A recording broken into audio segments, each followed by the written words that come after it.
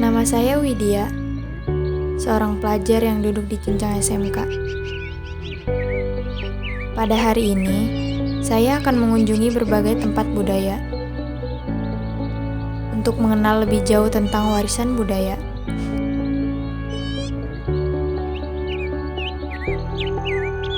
Sudah menjadi kewajiban kita sebagai penerus bangsa untuk mengenal lebih dalam dan menjaga warisan yang dimiliki oleh negeri ini.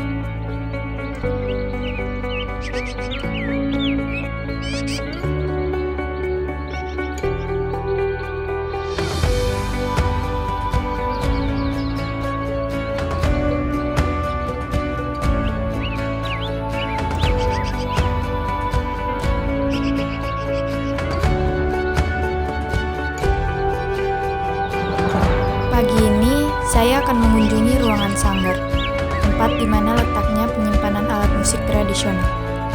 Saya ingin mengenal lebih jauh tentang kesenian alat musik tradisional Degung.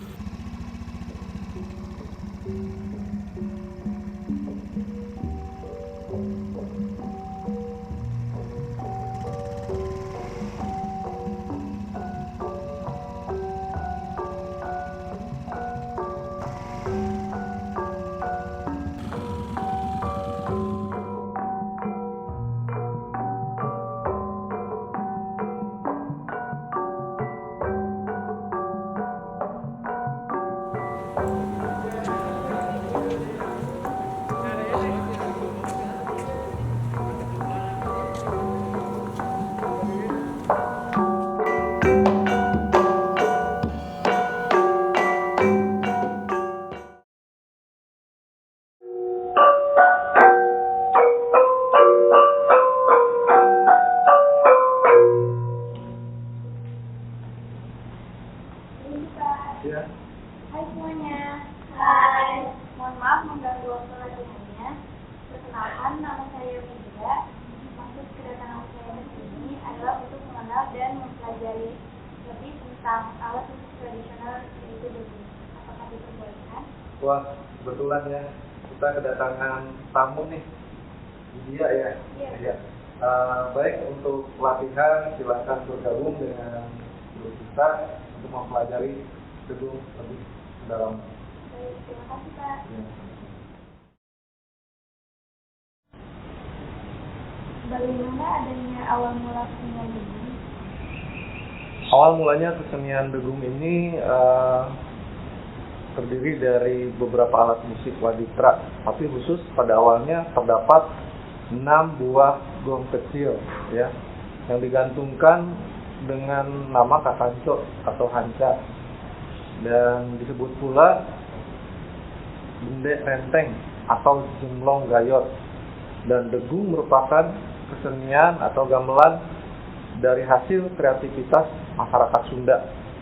Dan awal perkembangannya yaitu pada awal abad 18, dan seorang tokoh dari luar menuliskan, yaitu Jap Khan, dalam bukunya pada tahun 1934.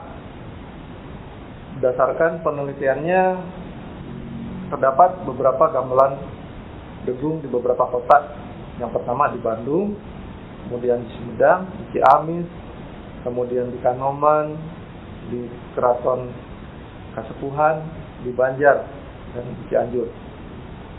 Gamelan Degung, di mana pada awalnya ini memang larasnya adalah laras pelok ya, dan menyebutkan Degung ini berasal dari katak ya, atau dek pangadek kahyang kanu agung, yang mengandung pengertian bahwa kita harus senantiasa beribadah kepada Tuhan Yang Maha Esa, dan lebih mengandung makna yang sangat hakiki bahwa Degung memberikan gambaran kepada orang Sunda sebagai sesuatu yang agung dan terhormat ya, yang digemari oleh pangagung atau pembesar. Kira-kira alat apa saja yang ada di dalam kesenian degung? Di kesenian degung ada beberapa alat musiknya atau yang kita sebut dengan wadistra, dan terbagi dari beberapa fungsi yang ada di sana. Yang pertama ada jenglong, ya, fungsinya sebagai balu ganding gending. Kedua, suling sebagai pembawa melodi. Ketiga, kendang pengatur irama. Kemudian saron, lilitan melodi. Bonang, lilitan balu gending, dan gong atau gong pangantep, wilet atau winasma. Kira-kira teknik apa saja yang harus dipelajari dalam kesenian degung? Betul. Dalam kesenian degung di sini memang kita harus tahu dulu tekniknya, ya. Tapi yang sangat mendasar, yang sangat esensial adalah pengenalan nada dulu, ya, yaitu da, mi, na, sila. Di sana tangga nadanya. Kemudian yang kedua, teknik menabuh atau cara memegang alat pukul, ya, atau alat tabuh. Karena beda, contoh halnya di saron, ya, kemudian bonang, jenglong, dan gong. Dan menabuhnya pun dari beberapa waditra tadi tidak sama dengan waditra yang lainnya. Dan yang ketiga adalah teknik lancaran dan teknik gumekan. Kemudian bagaimana tanggapan Bapak tentang alat musik degung di kalangan anak muda pada zaman sekarang? Untuk pada saat ini memang kesenian degung belum disenangi, ya, belum digemari, ya, karena memang zaman sekarang mereka lebih tertarik dan cenderung ke kebudayaan yang sifatnya kontemporer, ya, budaya yang sifatnya dari luar. Dengan kemajuan sekarang dunia IT pun belum bisa menarik di kalangan anak muda, ya, dibanding dengan budaya tradisional. Lalu bagaimana caranya agar kesenian degung tidak hilang di zaman? Ya, begini, ya. Sebagai pelaku seni, kemudian sebagai pelestari gitu, ya. Yang pertama sih menanamkan kecintaan budaya, khususnya ke kesenian degung itu sendiri, ya. Ada beberapa hal yang harus dilakukan di situ, lebih apresiatif, kemudian lebih respon, ya, dalam artian minimal mencintai dulu kebudayaan seni tradisional dan melestarikannya. Sebagai contoh, mengikuti kegiatan ekskul degung yang ada di sekolah. Baik, terima kasih ya Pak. Ya, sama-sama. Baik, sebelumnya terima kasih Pak karena telah mengenalkan dan menjelaskan apa itu kesenian degung kepada saya. Lalu bolehkah jika saya meminta izin untuk diajarkan cara bermain alat musik degungnya Pak? Tentu saja boleh, ya. Sebenarnya sederhana sekali. Mari sama-sama kita untuk latihan ini alat musiknya saron, ya. Yang pertama, pelajaran pertama.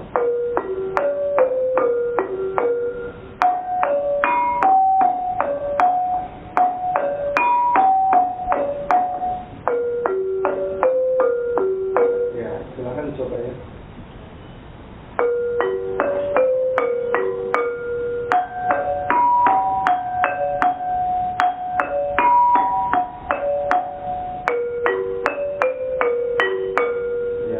Itu materinya. Oh, baik. Terima kasih ya Pak. Ya, sama-sama. Setelah mengenal lebih dalam tentang alat musik degung, ternyata seru juga, ya. Sudah waktunya nih ke tempat selanjutnya.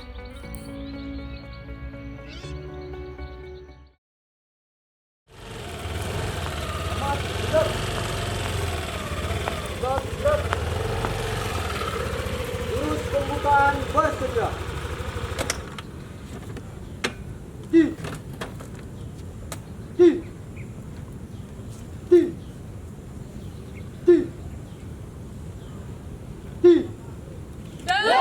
Go.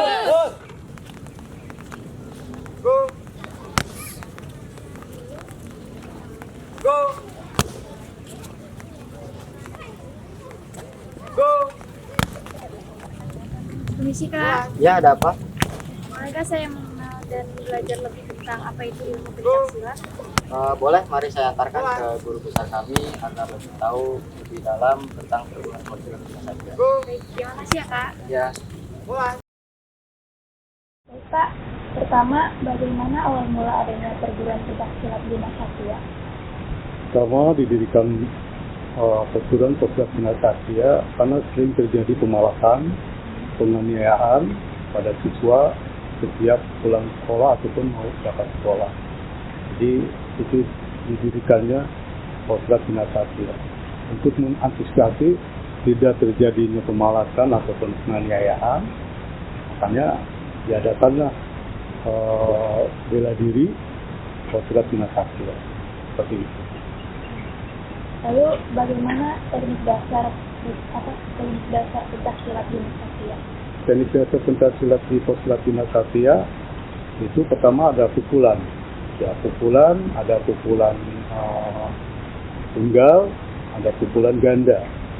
Dan juga ada tangkisan tunggal, ada tangkisan ganda. Juga ada gerakan tendangan. Tendangan terdiri dari 5 gerakan. Yang pertama tendangan sabit. Sabit posisinya adalah tendangan dari samping mengarah ke badan lawan. Juga ada tendangan tombak. Tendangan tombak ini lurus seperti tombak. Di sasarannya adalah dari arah maksudnya dari arah depan langsung seperti tombak. Juga ada tendangan blok. Tendangan blok ini adalah sasarannya dari atas ke bawah. Dan ada tendangan balik.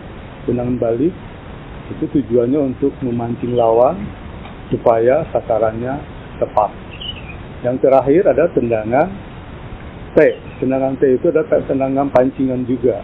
Jadi tujuannya adalah untuk mengarah ke dada, tapi kita pancing habis dulu baru tendangan T itu. Jadi gerakan-gerakan dasar di perguruan pencaksilat Bina Satya.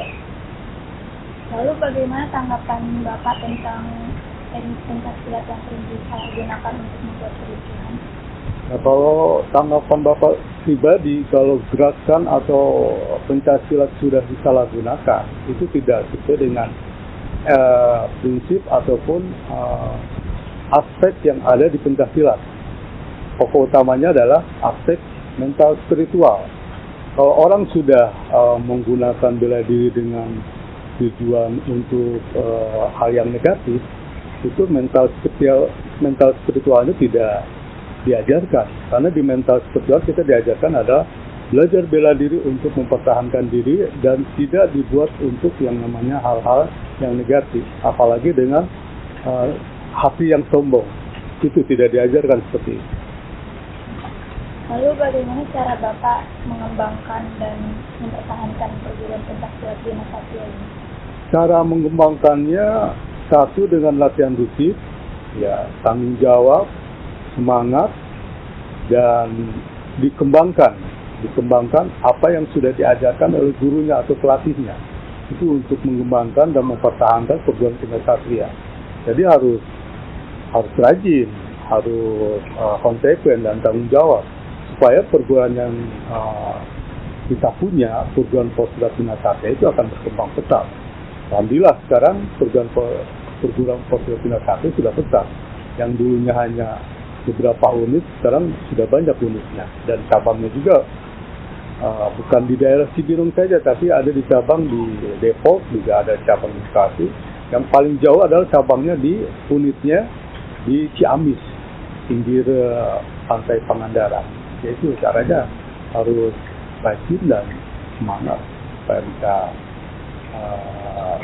intensi supaya dan berkembang.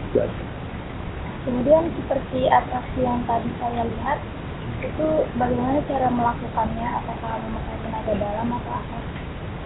Setiap manusia itu tenaga dalam pasti ada. Yang harus kita kuasai tenaga dalam adalah dengan latihan. Nah, di silat itu diajarkan yang namanya tenaga dalam. Tenaga dalam itu adalah tenaga yang dari dalam kita yang diolah dengan cara latihan, yaitu tarik nafas, tahan, dan disalurkan. Tergantung disalurkan di mana. Kalau atraksinya di kepala, kita salurkan kepala. Seperti ada beban di kepala. Gitu. Yang kedua, penyaluran atraksi tenaga dalamnya apa di tangan itu salurkan di tangan, di kaki, dan selanjutnya itu diajarkan. Itu juga harus belajar, ya. Setiap manusia ada tenaga dalam, makanya harus dilatih dengan rutin dan diikuti apa yang diajarkan oleh pelatihnya. Jadi jangan sembarang patah-patah kalau tidak dengan latihan yang rutin, itu aja. Baik, terima kasih ya Pak karena telah menjelaskan dan mengenalkan pada saya apa itu tentang Pancasila. Ya, sama-sama Bapak juga terima kasih. Mudah-mudahan perguruan yang Bapak punyai itu berkembang pesat dan bukan di nasional aja tapi di internasional. Terima kasih.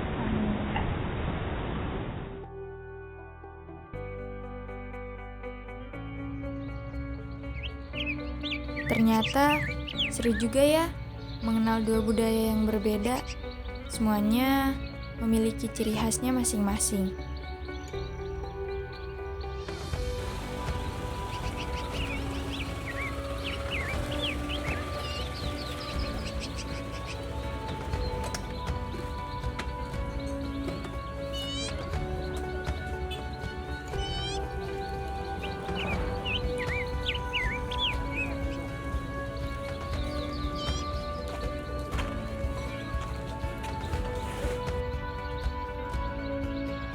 Budaya yang terakhir saya kunjungi adalah budaya tari tradisional. Dan di sini saya akan mengenal lebih dalam tentang budaya tari tradisional. 6781 2H 8 ini sih Kak. Iya. Apakah saya boleh gabung untuk mempelajari budaya tari? Silakan boleh. Mari sudah gabung bersama kami. Terima kasih ya. 2 3 awal mula adanya tari jaipong itu kayak gimana Kak? Jadi pada tahun 1960 ada seorang masyarakat Sunda, terutama kayak di daerah Karawang, itu mengatakan bahwa banyak pemuda yang terutama itu remaja menuju dewasa. Dia itu dianggap sebagai pemalas, tidak bertanggung jawab, dan sebagainya. Maka ada salah satu seorang seniman, yaitu Bapak Gugun Gunawan itu, dia beranggapan tidak bisa dong sebagai pemuda yang tidak pemalas gitu, yang tidak bertanggung jawab gitu. Dia nggak setuju dengan adanya itu. Maka dia menciptakan sebuah tari-tari dari daerah Jawa Barat, terutama itu Karawang, yang disebut jaipong. Nah, makanya di situ dia mengkarakteristikkan bahwa sebuah tari jaipong itu menggambarkan bahwa dia perempuan energik yang dapat bertanggung jawab gitu. Kalau basic-basicnya apa aja Pak? Basic-basicnya itu dia semua anggota tubuh itu dia digerakkan dari kepala, bahu, tangan, kaki, itu semua gerakannya itu beda, digerakkan secara bersamaan. Kalau misalkan dalam latihan kan suka ada kesulitan, terus kesulitannya seperti apa ya?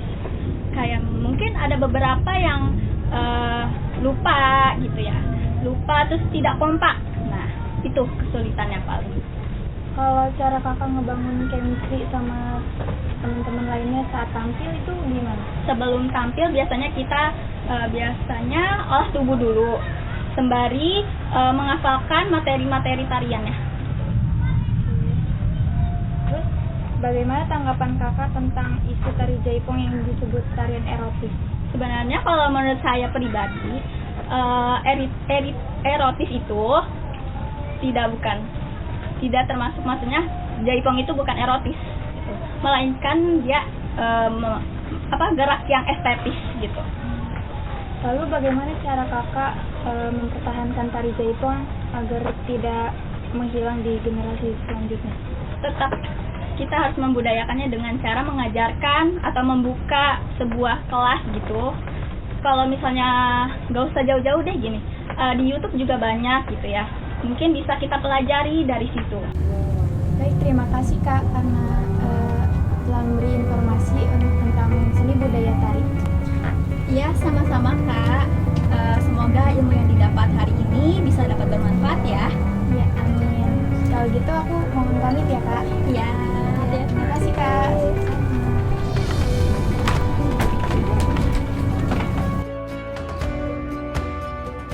Akhirnya, selesai sudah perjalanan saya untuk mengunjungi berbagai tempat budaya pada hari ini.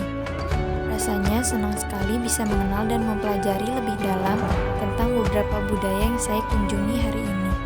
Sebenarnya, masih banyak lagi budaya yang dimiliki negeri ini. Kita, sebagai generasi penerus bangsa, harus bisa menjaga harta terindah yang dimiliki negeri ini, agar warisan terindah yang dimiliki negeri ini bisa dinikmati oleh anak dan cucu kita nanti.